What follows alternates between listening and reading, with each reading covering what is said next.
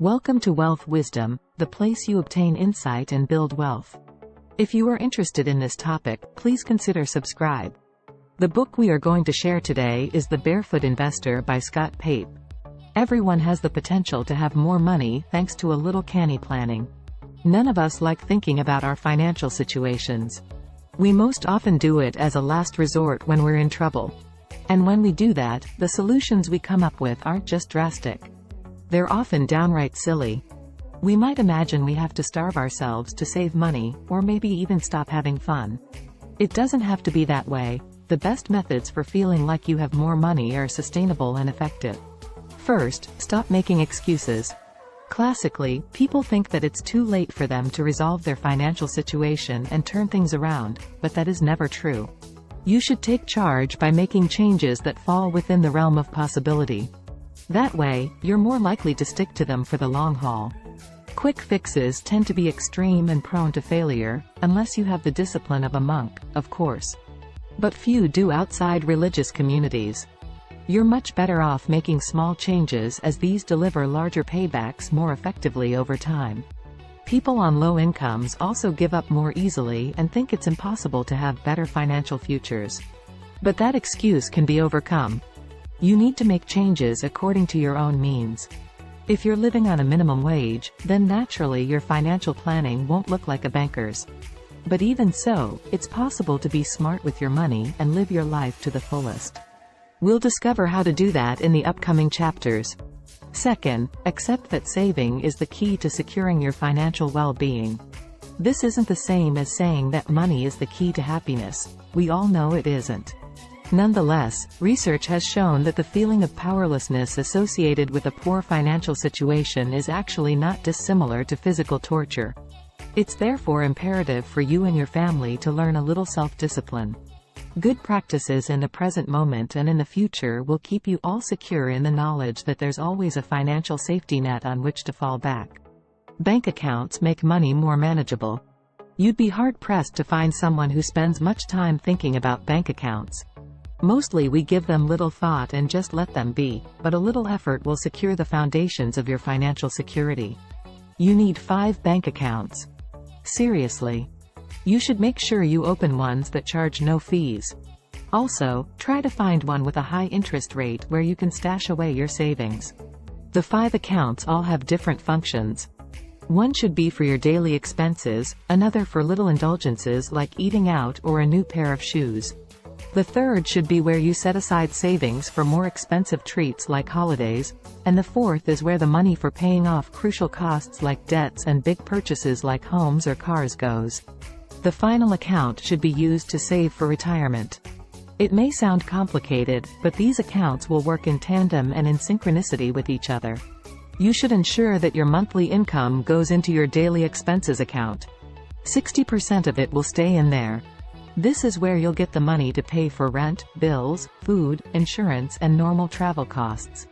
In other words, it's the cash you need to sustain your daily life. Next, set up a monthly transfer of 10% of your monthly income into your treat account. Get a separate debit card for this account. It's there for having fun, though not in excess. The money will run out every month, so be sure to calculate your fun wisely. And no cheating. Once this account is empty, you have to wait until next month to fill it up again.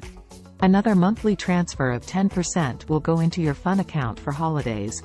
The final 20% should be transferred to your fire extinguisher account, which you'll use for bigger expenses that come up along the way, like getting your car fixed if it suddenly breaks down, or paying off debts.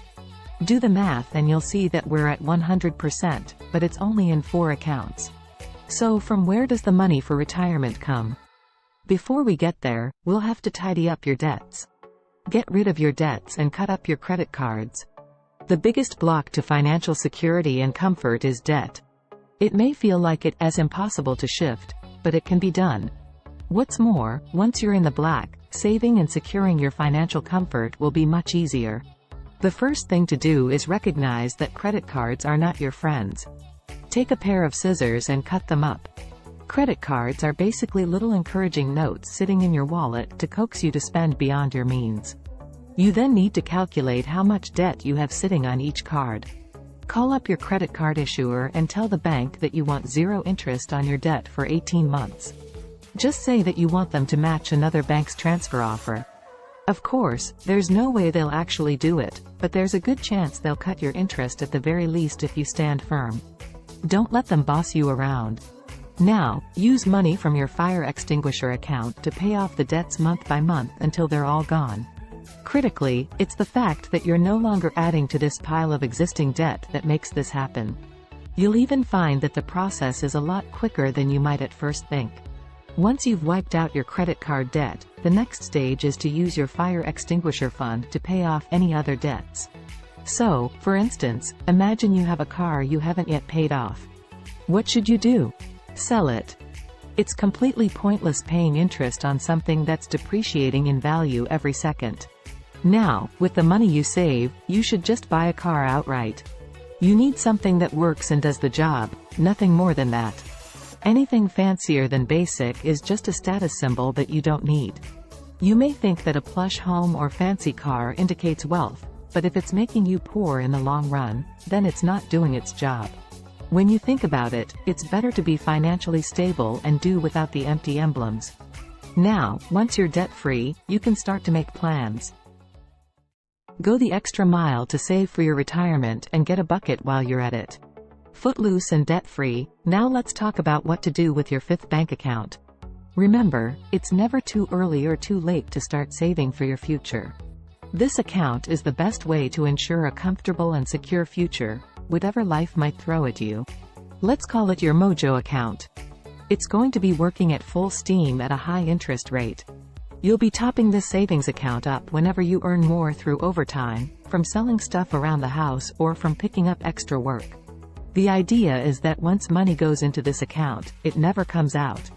Well, at least not until your working life comes to an end, or unless you're faced with a serious and massive emergency that means you're not able to work.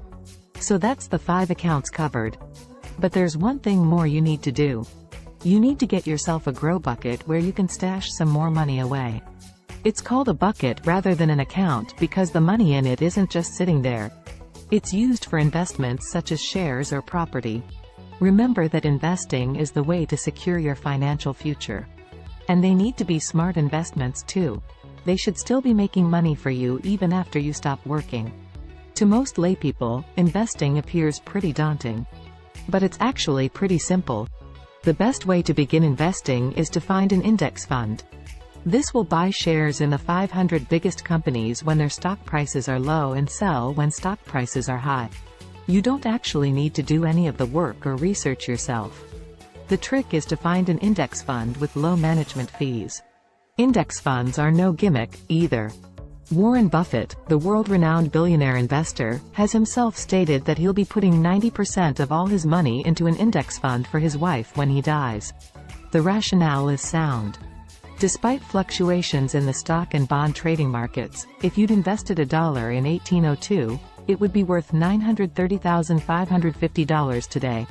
That's despite massive downturns like the Great Depression, the recent financial crisis, as well as every other wobble in the market. Just one more thing, be sure to reinvest the dividends from your investments to the bucket. One thing at least is undoubtedly clear, it's always worth investing. Once free of financial stress, you and your children will be able to live comfortable lives. It's a myth that only the rich can live without worrying about money. If you follow the rules in these chapters, you too can join the ranks of the wealthy. That's because wealth really isn't about what you own, but rather how much money is yours. Let's apply that thinking to your home. There are steps you can follow that'll enable you to save up for a property or even pay off your mortgage faster.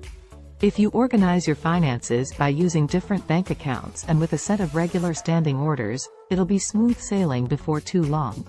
That's because those processes will all be done for you. Automated saving systems, as well as funds for daily expenses and fund money that are sent to different accounts without you thinking about it, will take the pressure right off. Also, once you're free of debt, you'll have enough money in your fire extinguisher account to start paying off your mortgage or save for a deposit on a home. You might previously have thought it impossible, but it's not. On top of all of that, such financial prudence and care are sure to set a great example for your children. The simple fact of living debt-free will make you happier. But also, you'll be able to spend more time with your children as you'll no longer need to work as much, trying to clear that mountain of debt. Not only will you be able to amass more positive experiences with them, but you'll also be setting a good example. They'll know now that living on credit is no option. Consequently, it's far more likely that they'll live happier and more financially intelligent lives as adults, free from the credit trap. It should be clear from these chapters that financial security isn't something you can manufacture out of thin air. It takes patience. But you'll feel the benefits of taking control of your finances the moment you decide that your financial stability is your goal and in your hands. No excuses. That's the end of today's sharing. If you like our content, please give us a thumb up and share it with your friends. See you next time.